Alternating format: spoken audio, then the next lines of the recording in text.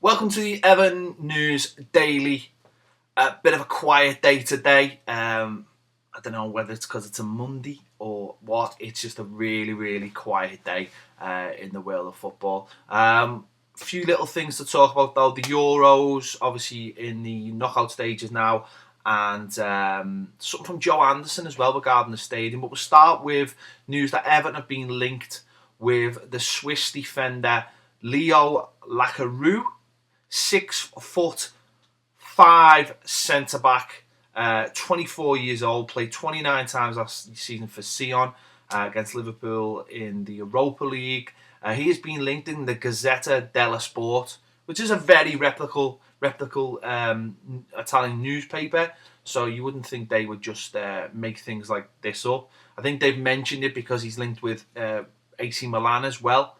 So yeah, he's also been linked with Stoke as well. It sounds about right, the size of him. For around 7 to 8 million euros, which is probably about £400 million by the time we sign him now, obviously. Yeah,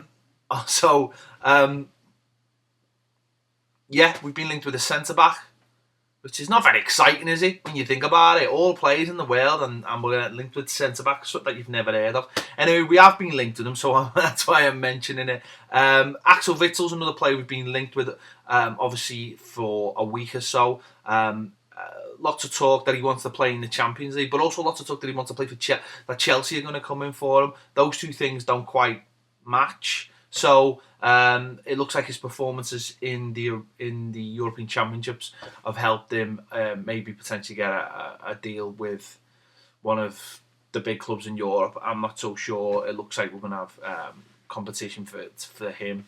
We'll wait and see. There's a lot of movement starting to happen in the transfer window. Obviously, we've seen, looks like Mane is going to be signing for Liverpool, and Manchester United going after Mkhitaryan, I think is how you say it. It's probably not, but there you go.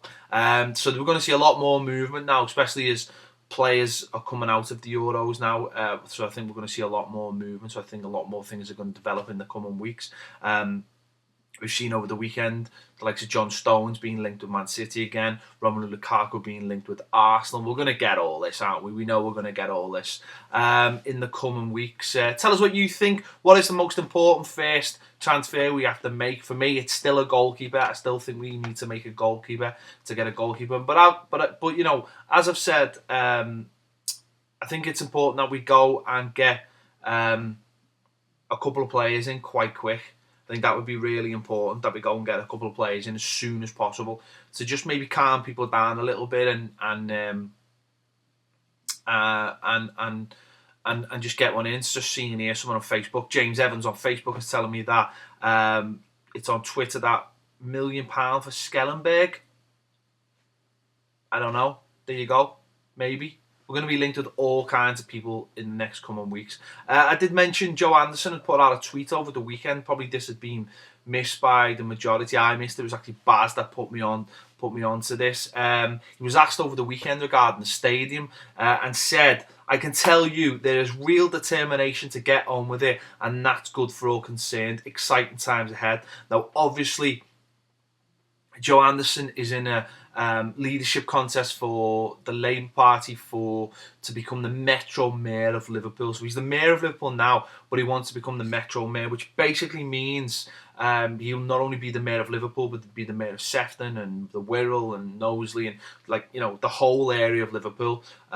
So he's in that contest. So he's going to put out things like this, but obviously he's been, it would seem, pushing for the stadium and is trying to help with the stadium. So that's, you know, that's really important that happens, and hopefully he's telling the truth, and there is a real you know, real push for it to be go as fast as possible, because that's obviously what we all want, and obviously we all know there's going to be stadium redevelopment at Goodison, but obviously it's not what we want. We want a new purpose-built stadium, so we'll look forward to that. Obviously the Euros are ongoing. Ireland have now exited, as we all know. Seamus Coleman thought he was fantastic. James McCarthy, lesser so, I suppose, in terms of his performance overall. But Seamus Coleman, absolutely fantastic in this tournament. A true leader, a real leader. Now, does that suggest to you that he could be the future Everton captain or even Koeman's captain? Because I thought as a leader he was absolutely outstanding in the Euros. You know, his presence on the pitch, he's a leader, but off the pitch as well, I think he carries himself really well. He's a good talker as well. So tell us what you think in the comments. Would you like to see Seamus Coleman as a potential future captain?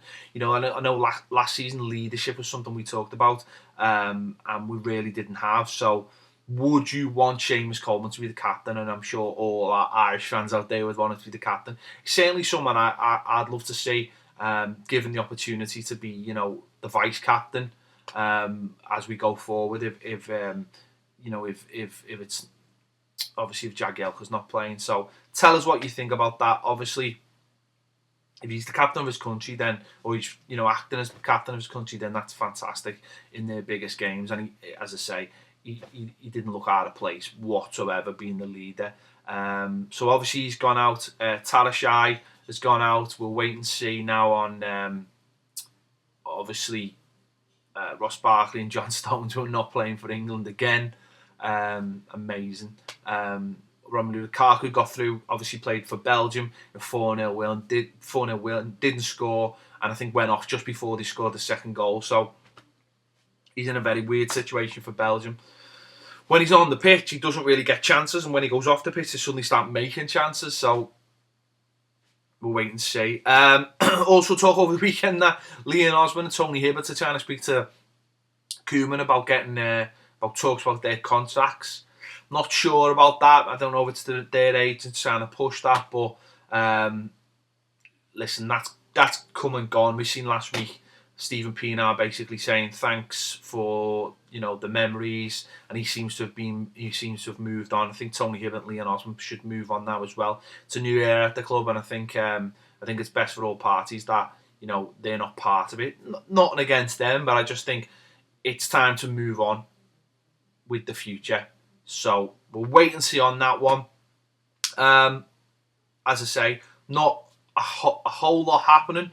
I'll give you some comments off Facebook Live, because we do this video on Facebook as well. And for Facebook, we do this for the other side. Danny Graham says, Coleman seems to be too shy for me on the field. For me, it would be centre mid commanding the team. Don't know who though. You don't know who though? I'm giving you the option. Catherine Roberts says, Coleman hasn't got that leadership presence for me, but I think Jags could show him a thing or two. They're interesting because for what I'm seeing him for Ireland. He has had that leadership, so maybe if he was given some kind of leadership position at Everton, he would grow into that a little bit more. As I say, loads of speculation. Schneiderlin was a big one that came out to the weekend. Tim Krul. There's plenty that we spoke about. A lot of people on Facebook asked me about Pele. He looks fantastic, doesn't he? At times. So we'll wait and see. Hopefully more things will come out in the next week or so.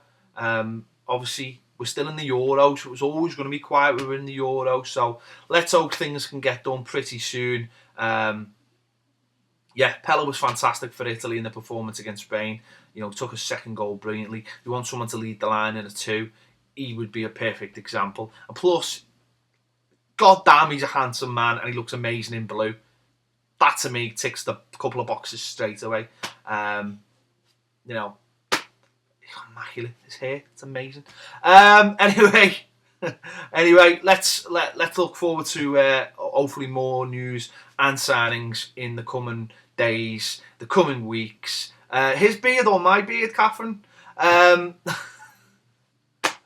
Pele's immaculate. Love him to bits. Let's hope, as I say, let's hope there's plenty more news coming out in the next coming weeks, days, months, as we go forward. Thanks for watching. Catch you soon, Toffee TV.